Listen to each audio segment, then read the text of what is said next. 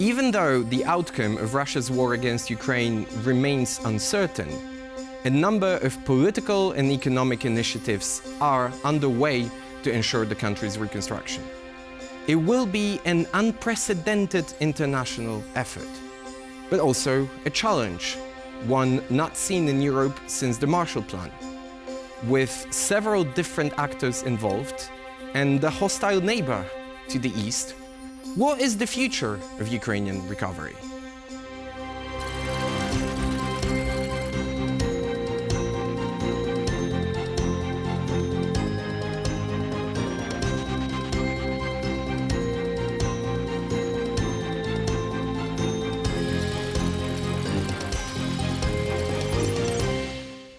Good evening. My name is Mateusz Mazzini, and this is Wider View. The brutal war that began with Russia's full-scale invasion of Ukraine is well into its third year now. The sheer scale of destruction caused by Russian shelling is unimaginable. Conservative estimates put the number of buildings razed to the ground at up to 200,000. Many of them were schools and hospitals. Since the first days of the war, it's been painfully obvious that destroying Ukraine's infrastructure is Russia's strategic objective. And even though missiles continue to rain down on Ukraine, concrete plans are already being drafted to help Ukraine get back on its feet. What is the real scale of war damage and how to begin fixing it? We will find out in this report. After 28 months of Russia's war, many Ukrainian cities are practically unrecognizable. Numerous urban centers, once vibrant and filled with people, have now been reduced to rubble. A recent analysis by the New York Times estimates the total number of destroyed buildings to be around 210,000. But that's almost certainly a conservative estimate, as many areas remain inaccessible, preventing a full assessment of the damage. A total of 708 educational institutions have been razed to the ground, along with 106 hospitals. In some cases, damage is irreparable. Russian bombs have destroyed 109 places of worship, including many sites of unique historical value. Not a single sector of the Ukrainian economy remains unscathed. According to UNESCO, Ukraine's public scientific and educational institutions have lost $1.25 billion worth of equipment and infrastructure. Out of the 32 largest power plants in the country, only 11 are operating at full capacity. The rest have been damaged or destroyed, or are occupied by Moscow's forces.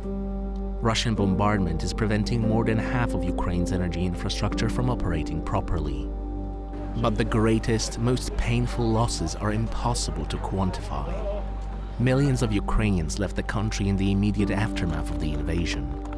Most of them remain abroad, leaving the local economy desperately short of human capital. Over 10,000 civilians have died since February 2022, and twice as many have been injured, according to the UN. Each day, thousands of Ukrainians fight for the survival of their country. Because without a military victory, any reconstruction effort will remain an exercise in futility.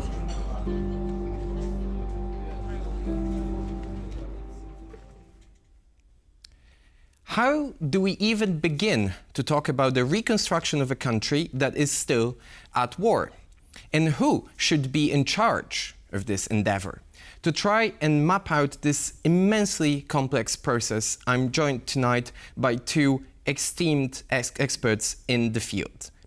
Professor Roman Sheremeta, chairman of the Ukrainian-American House, and Dr. Anders Aslund, senior fellow at the Stockholm Free World Forum. Good evening, gentlemen. And I want to begin with you, Roman, and ask about the Ukrainian perspective on the issue of rebuilding right now. How much of a pressing issue is that actually right now in Ukraine, especially given the fact that the military conflict is very much still ongoing? Is that something that people talk about both on a very high political level, but also in their everyday casual dinner table conversations?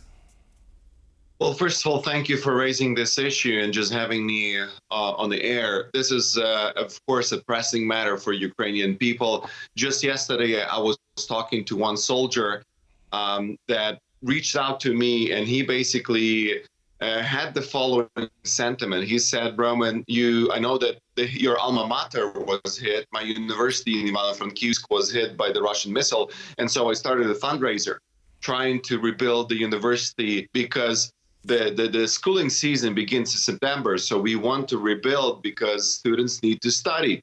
But the soldier reached out to me and he basically said, well, Roman, I don't know if it's appropriate or not to talk about rebuilding while we're still at war. We would rather use these funds to defend the front lines. So then later on, we will not need to spend more money on rebuilding.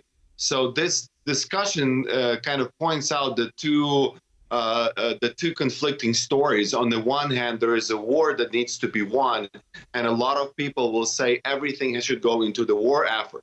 And then another one is that the Ukrainian infrastructure is struggling now, and without rebuilding this infrastructure now, it will be impossible to sustain a long-lasting war, because this war is already in the third year, and we don't know how long it's going to continue. So I think that the right sentiment would be somewhere in the middle, that yes, we need to support the Ukrainian war effort and Ukrainian strive for democracy, freedom, sovereignty, and so on. But at the same time, start the rebuilding process right now, not wait for later. So, and this is also a common sentiment in the government. So I've been on advisory board for the economic reconstruction for President Zelensky. This is what the government also actively works on these two issues simultaneously. And this is also that is being discussed constantly on different forums. Anders, I want to switch to you right now and ask about, for a change, the international perspective, because we know that a number of different initiatives have already been set up, both on multilateral forums and also bilateral vehicles of cooperation between Ukraine and various sovereign countries. Is there any coordination, though, between those initiatives and those vehicles? And do we even have a coherent overall strategic plan on how Ukraine should be rebuilt once the war comes to an end? Thank you. Very good question, and thank you for the invitation to this program. There's very poor coordination. There's much better coordination for military support through the Ramstein process, where the US chairs. Now it will be passed on to NATO, and more than 50 governments are around the table. The main coordinating body here is the G7 multi-donor coordination platform, and it is as weak as it sounds. It has had about 10 meetings so far, and it doesn't include everybody. It should include everybody, and it should be not a platform, but a strong agency for the reconstruction of Ukraine. This remains to be founded. And I think that if a substantial multilateral funding for Ukraine comes through now, I'm thinking of the $50 billion that the G7 has promised to grant Ukraine before the end of this year, then I think that we will see a strong Ukraine reconstruction agency. There is a conflict between Western donors and the Ukrainian authorities. The Ukrainian government, as you would expect, wants it to be quite centralized to the government. The government wants to be in charge. Western donors prefer to work with local authorities. In particular, the elected mayors are very highly considered by Western donors. We're going to talk about that possible line of conflict later on the show, but I want to stay on that issue of international coordination. To what extent do you think, Anders, is this a moral imperative for the West that we take part in the process because we feel like this is the right thing to do at this moment? And to what extent do you think it's just a pragmatic, strategic move because Put it simply, there's going to be a lot of contracts, a lot of money to be invested, a lot of money to be won, and whether that consensus is fragile and could, in your opinion, perhaps even fall apart. I think that this is a very strong moral imperative in the West. I'm Swedish. In Sweden, there's more than 90% support for Ukraine in repeated opinion polls. The countries that support Ukraine most of all are Finland, Norway, Sweden, Denmark, and Portugal, finally. So these are the countries that really want to do a lot for Ukraine. And you can see that in particular Poland and Germany have, also should also mention the Czech Republic, have happily received hundreds of thousands of Ukrainian refugees.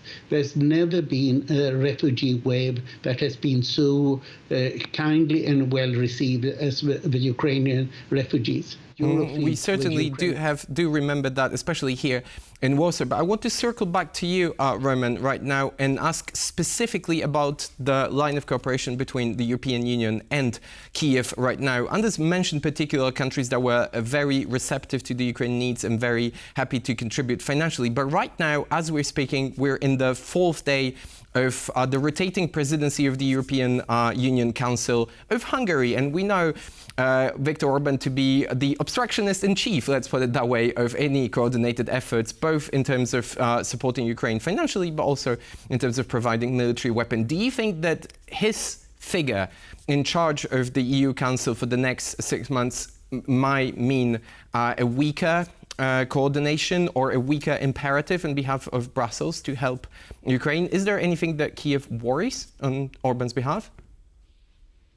You know, I think that his visit to Kiev is, in the contrary, a demonstration of goodwill and maybe some warming between Hungary and Ukraine. There have been some significant concessions made by both countries, especially as far as serving the Hungarian community in Ukraine and the Ukrainian community in Hungary. So, to the contrary, I think that I was surprised by the visit. I was surprised by the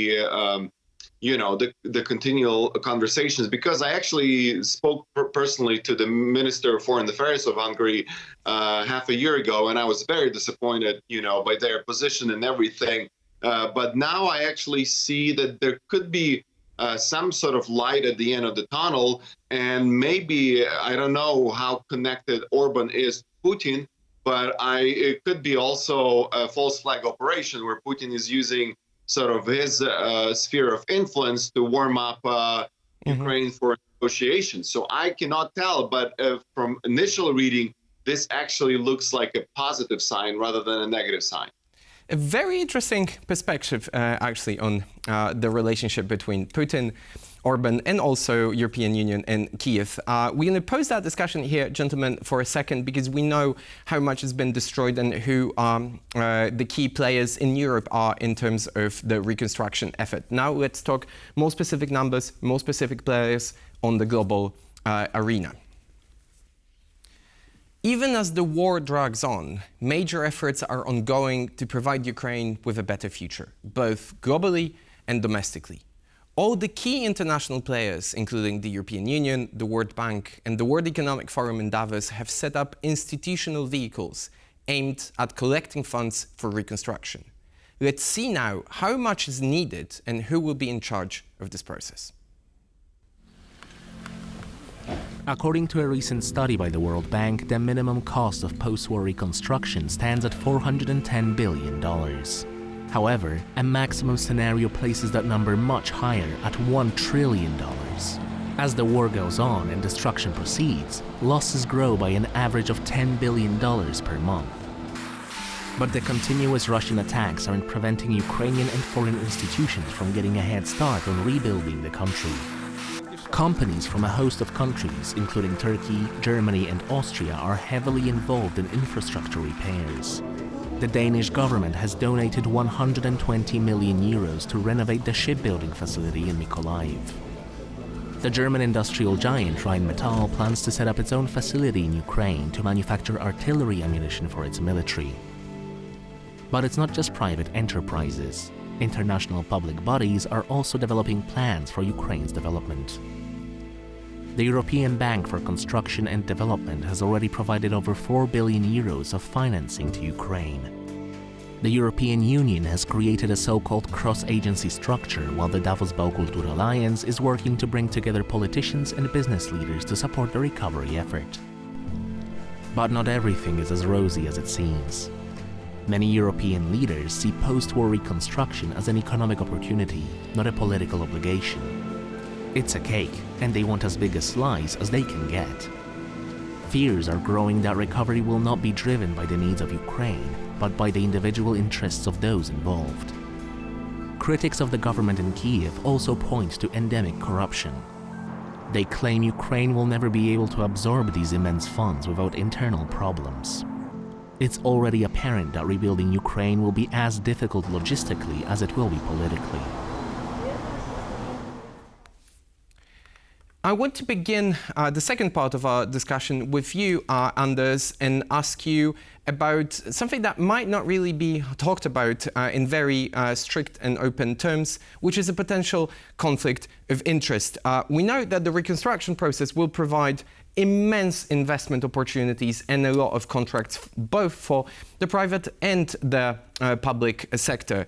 Will there be a rivalry between Ukraine's allies, namely European and perhaps American interest in that conflict? And do you think there will be some destructive initiative also in terms of competing how much each of these countries will get of that reconstruction cake, so to speak? And who, in your opinion, is right now best positioned in that race?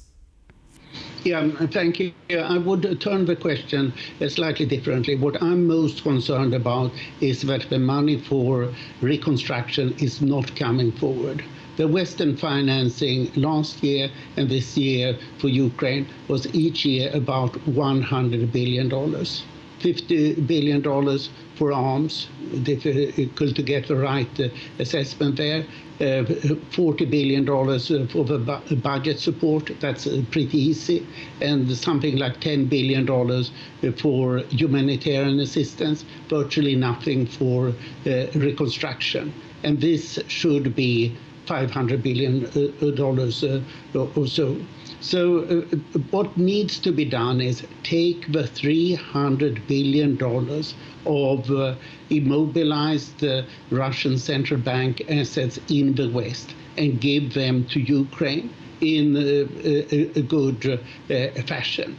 The G7 just agreed on $50 billion based on guarantees from this Russian funds in the course of this year. This is a good start, but it has to go further.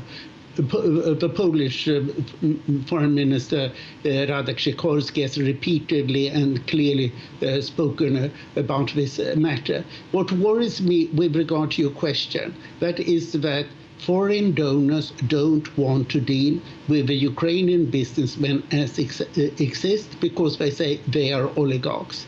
Instead, they go to Western companies and they go to state companies, and the Ukrainian state companies are not the most efficient. Mm-hmm. I see Roman nodding to a lot of what Anders is saying. I want to turn this equation around a little bit and ask you, Roman, about the Ukrainian end of that stick. How well prepared institutionally and administratively is the Ukrainian state, or will be in a foreseeable future, to absorb this immense amount of financial capital?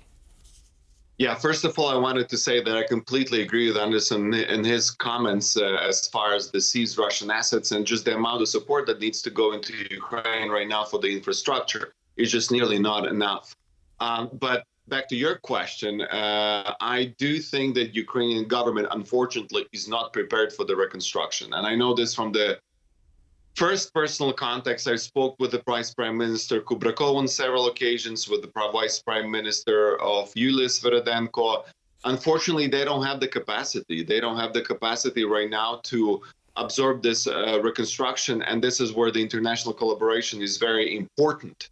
Now, there is a state agency for construction and development of infrastructure that was built, main agency that will oversee this reconstruction, but it doesn't have the capacity. I think a very important part will be played here by the international organizations, you mentioned EBRD, World Bank, IMF, that need to come together and help to create a coordination committee.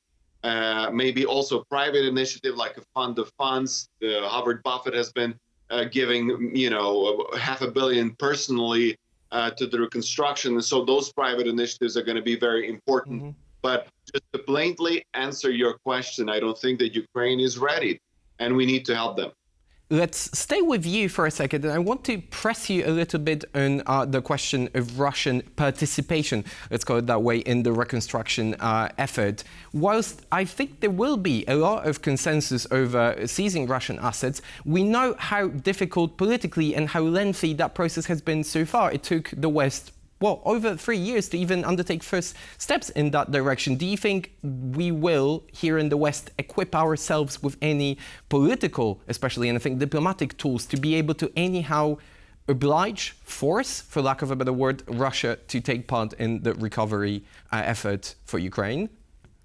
Yeah, this is a great question. It's a difficult one because there's never been sort of a precedent like this when the assets are directly confiscated and given to another countries on such scale. So I think this is a legal precedent that needs to happen. And once these legal precedents happen, in the United States, there is, for example, a law that is being considered at the Congress level to allow such a seize of assets. And if it passes, it's going to give a precedent.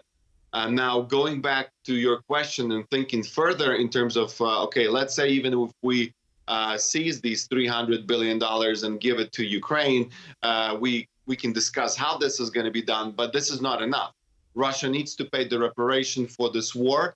And in the future, there is different mechanisms that could be applied. So, for example, one of them, if Russia ever wants to take away the sanctions that have been placed on Russia, Russian gas, oil, we can think of the tax that will be levied on Russia. Every single time you buy a barrel of oil from Russia, you need to pay a tax that will go back to Ukraine. So the mechanisms like this have to be discussed right now in order to think about the future reparations, a part of the negotiation process that will happen in the future once the war is over. And this needs to be done right now. Mm-hmm. I want to circle back to you, Anders, right now and ask you a very specific question pertaining to your own experience in Ukraine. The elephant in this discussion, but also I think any other conversation about the reconstruction of Ukraine, is, of course, corruption that has been on relatively high levels in Ukraine before the war. Do you think that corruption, Anders, will be something that might get in the way of a swift reconstruction? To what extent is that actually still a problem in Ukraine, also from the perspective of Western partners that would be set to cooperate with their Ukrainian counterparts in the process? Well, I would put it like this.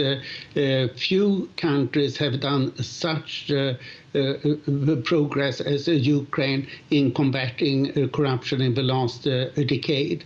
In 2014, Transparency International ranked Ukraine on 142nd place in its corruption perception index.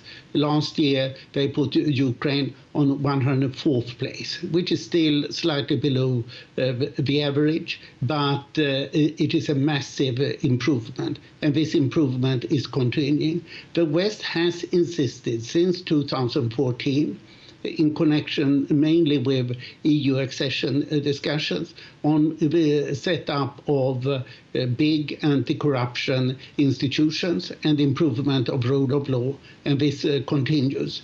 What I'm more concerned with here is actually that enemies of Ukraine, I'm thinking in particular of Trump Republicans, they are using this argument in order to stop support for Ukraine, as half of Republican members of the House of Representatives voted against support for Ukraine here in April. These people are not fighting Ukraine, corruption in Ukraine. They are in favor of Russia's dominance of Ukraine. This is what I'm really concerned about. And how does one come about this mistrust between some parts of the Republican environment in the United States and Ukraine? Do you think there is a way to make them convinced that there is very little or much less danger of corruption than they actually think there is?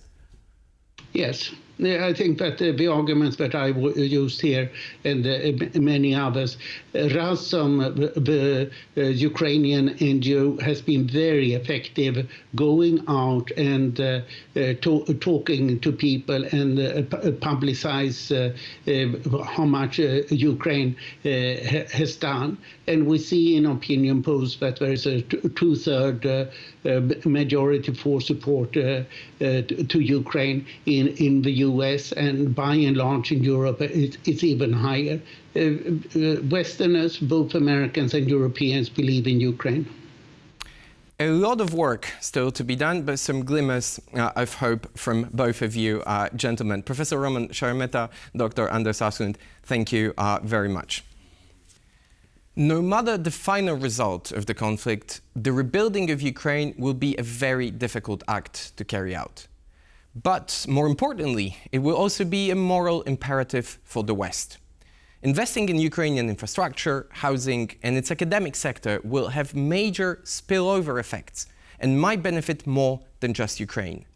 Let's keep that in mind when countries talk about slicing the cake and getting their fair share. Thank you very much for being with us tonight. Make sure to tune in next Thursday when we will explore the dangerous rise of anti-Semitism in Europe. Good night.